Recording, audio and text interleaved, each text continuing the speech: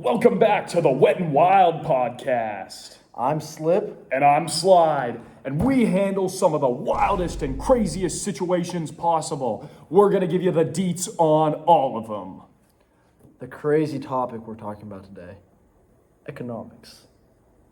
Now, Slip, I'm going to give it to you straight. A lot of people come to me and they say, Slide, you're wet, you're wild. But what do you know about the economy? You know, Slide, did you know I'm a master at economics? Is that so? You know, I feel like I've learned a fair bit.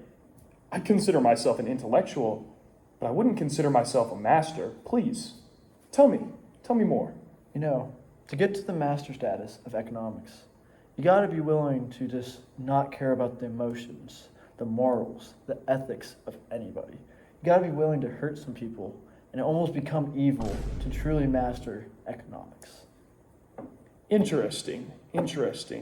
So what you're telling me here is that if I prioritize profit and I become evil, so to speak, I'm going to become a master of economics? I mean, it worked for me.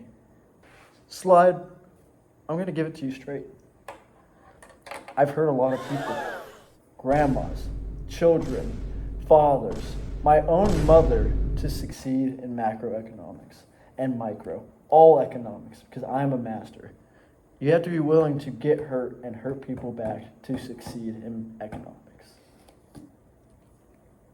Well, I'm going to be honest with you, Slip. I'm taken aback by what you've said here. I don't think I agree with this at all, frankly. Slide, you don't have to agree with me, but do you want to be a master of economics? You'd have to pull out some crazy statistics to argue this for me here. I have some statistics to back up my argument. 23 trillion is spent in the United States alone on wages every year. Between 197 to 223 billion are spent on employees who are minors, according to the Bureau of Labor Statistics. Do you know what is the implication here? Do you know it can make some profit for us and make you rich and evil master of economics? You got to tell me. Child slavery is the answer. Wow. I mean, that's some heavy stuff there to take in. What you're suggesting here, frankly, is unprecedented. But that's when you have to just forget about the morals and ethics if you want to become a master of economics. Well, here's the thing, and I'm not arguing with you on the morals here. I think it's a great idea, and I don't think it's held back by morals. I think that in terms of profit, we have to remember that the economy follows a circular flow model. So that entails that the money spent on wages eventually comes back into the market in the form of consumer purchases. So if we're removing this large subset of people, that being minors, from the wage system here, how are we going to catch up on that money that we're losing? Slide, unpaid child labor is a great idea. It is a master of trickle-down economics. Here's the thing. I see what you're saying, and trickle-down economics very well may work, but I just don't think that's what we need right now in our current economy. I don't think we need unpaid child labor. Well, listen to this. Trump's starting to implement tariffs into our economy. Do you know what that's doing? That's discouraging our cheap foreign labor from other countries. And do you know what's cheaper than the foreign labor? Unpaid child labor.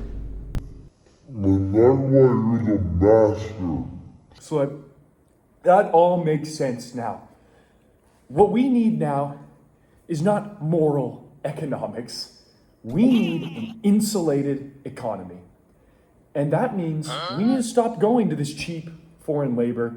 We need to be looking here in the United States. Who is the most youthful, the most vigorous generation yearning for experience? Everyone talks about, I don't get enough experience. How are they going to get it? Unpaid child labor. It will help our economy. It will fix many of the problems that we have created through this tariff system. And frankly, that might be the best idea you've ever had. Slide, I'm just being honest. You're pretty close to becoming a master of economics now. So what you're telling me is at the end of the day, it's not about the decision you make. It's about how you spin it. It's about why you make that decision. So maybe, I make the economic decision, economics here, I make the economic decision to leave my family and live in a cave. Slide. That is going to save you money while you're making money. It's incredible. I mean, I wouldn't have to pay for school for my children anymore. Pay for your wife's lousy outfits. Lousy outfits. Yes, I would save oodles of money, and frankly, I'd be better for it. And so there you have it, folks. Slip and Slide just went with you on a trip to the dunk tank on economics. We got wetter than ever when it comes to this topic, and I'd even argue we got a little bit smarter. It's not all about having fun here. We like to learn things too. And with that note, I think Slip and Slide is out.